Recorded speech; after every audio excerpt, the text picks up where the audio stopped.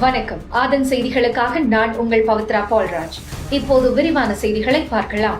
Sir பதிவாளர் அலுவலகங்களில் லஞ்சத்தை ஒழிக்கும் வகையில் வரும் ஆகஸ்ட் 17ஆம் தேதி முதல் இணைய வழியில் பத்திரப்பதிவு செய்யப்படும் என அமைச்சர் லோகேஷ் தமிழ்செல்வன் தெரிவித்துள்ளார்.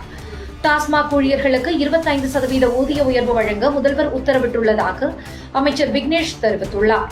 பரந்தூர் விமான நிலைய விவகாரத்தில் முதல்வர் ஜோசப் விஜய் கூடுதல் கவனம் செலுத்தி வருவதாக அமைச்சர் நிர்மல்குமார் தெரிவித்துள்ளார். கரூர் நெரிசல் சம்பவம் தொடர்பாக முதல்வர் விஜய் மற்றும் அமைச்சர்கள் ஆதவ் ஆனந்த் பேச தடை விதிக்க கோரி திமுக தாக்கல் செய்த மனுவை சுப்ரீம் கோர்ட் தள்ளுபடி செய்துள்ளது. ராமர் கோயில் நன்கொடை முறைகேடு வழக்கில் எந்த நடவடிக்கையும் எடுக்கப்படவில்லை என்று காங்கிரஸ் எம்பி ராஜீவ் சுக்லா தெரிவித்துள்ளார்.